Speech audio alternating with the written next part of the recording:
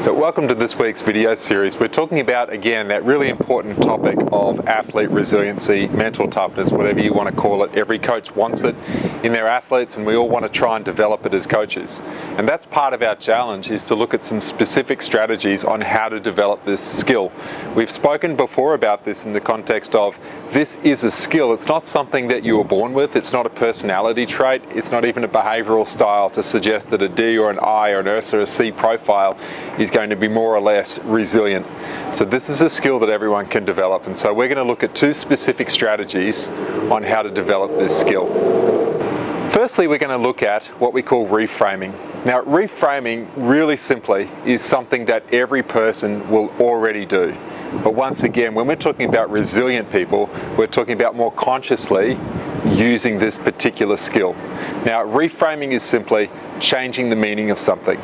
So the reality is that whatever meaning something has is the meaning that we've chosen to give it, either consciously or unconsciously. As an example, I vividly remember losing races and having the reframe of that loss not as a failure, but as an opportunity to learn how to do it better in the future. So when you get an unwanted result, the reframe of that is, well, what can I do differently? What can I learn from this? How can I actually improve my performance based on what I did today? Today's result was not the one that I wanted, but ultimately, how do I improve my skills, my abilities, my strategies, my technique or my training so that I can learn something and do it better in the future? And that's changing perhaps a negative meaning, which could be debilitating, it could be seen as failure, it could impact your self-esteem and belief in yourself, to changing it to something which is going to be productive, not necessarily always positive. It is disappointing and frustrating to experience a poor result. We're just trying to change this into more productive thinking. Now, what's interesting is that our role as a coach, there is a time and a place when an athlete is ready to have the experience reframed for them. Now, what I mean by that is if the athlete does suffer some form of disappointment in their performance, then obviously there's going to be some lingering effect as to the fact that they're trying to cope with that performance. They're obviously going to be perhaps frustrated or disappointed or upset. Everyone needs time to sort of recover from that and to calm down a little bit, and to, at that point when they're ready to hear from you as a coach, the key thing that we need to be doing is asking them the right question. And essentially every question comes back to not asking why did that happen, but more importantly, if we're reframing for the productive outcome and meaning, the question has to be, how can we do it better next time? So what did you learn and how can we do this better? So that's really simply what reframing is. Now, as a coach, it's critical that we choose our right time to do it. As a coach, it's also critical to notice if our athletes are already doing this and to reinforce that behavior. The next topic we're going to talk about in this concept of building athlete resiliency, and in particular how do we coach it, is looking at what we call attribution theory.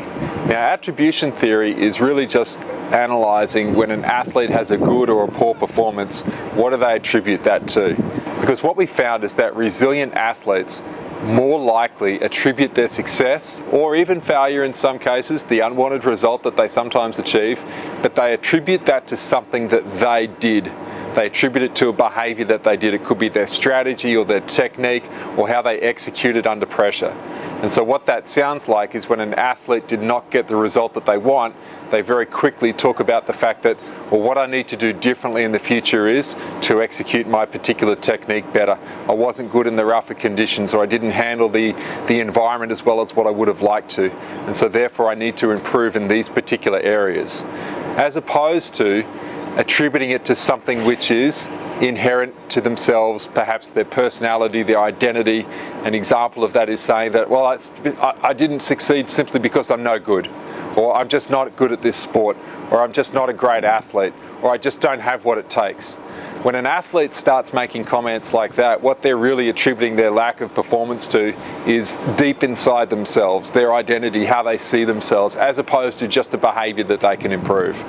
And so it's really critical to listen to the language that your athletes are using when they're talking about either their poor performances or their good performances. Sometimes it works the other way, where you have an athlete who attributes their great performance, I just woke up on the right side of the bed today, or perhaps, it's because the other opponent didn't play well, that's why I was successful, or I just had everything go my way today. And so they're attributing their success to something which is actually totally outside of their control. And the reality is that success is fleeting, and it can become just a matter of chance or luck. Resilient athletes never do that. They attribute their success or their failure to things that they have control over. And the biggest thing that we have control over is ourselves.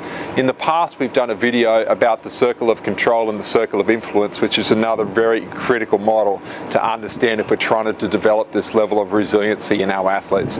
But for today, we're looking at those two concepts. The first one, again, was reframing, and the second one was attribution theory.